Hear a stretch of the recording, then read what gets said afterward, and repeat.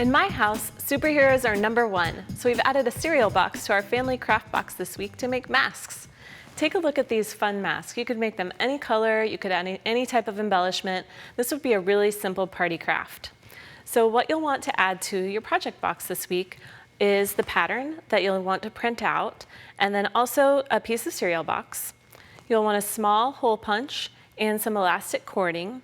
It also helps to have a small pair of scissors for cutting out the eyes, and then you'll want some markers or paint pens in addition to the paper, glue, and glitter glue and other things that we've been using out of our family craft box. So what you'll do to get started is actually glue your paper and your cereal box together. And the easiest, fastest way to do that is to use a glue stick. So I like to run the glue stick over the printed side of the cardboard and then press this all down onto the paper and smooth it all down.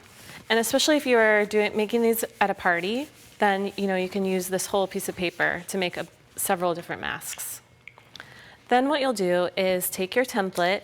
Now I've already cut this one out of my piece of paper, and then I'm going to lay it on top of the cardboard and just trace around. And you can use a marker or pencil for the tracing.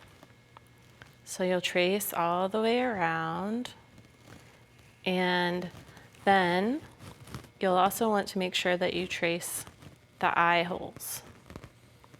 Okay, so your lines need to be pretty smooth, but they don't have to be absolutely perfect. So trace out your eyes, and then you're ready to cut out your mask. So start snipping your cardboard and your paper together. And you can just cut along the lines like that. And you will cut this whole piece out until you're left with your mask. Now, a tip for cutting out the eyes is to use your little scissors.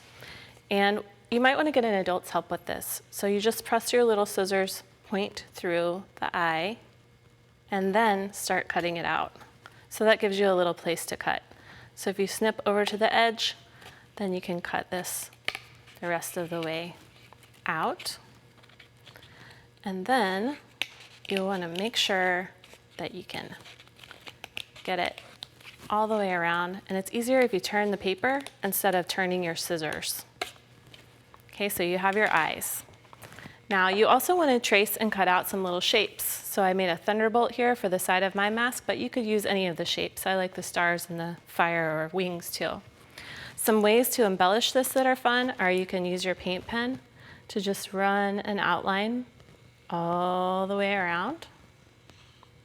And this just gives it a little bit of a highlight. And I also like doing it around the eyes. And then you can also use some glitter.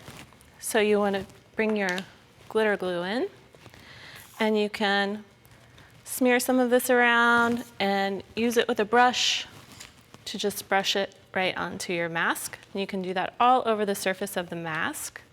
And then that also is a way that you can stick your embellishments down.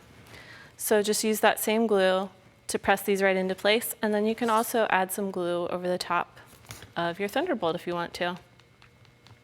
And then you've got your sparkly mask. Now, once you let this dry, you do the whole thing, let it dry, and then punch a hole in your template.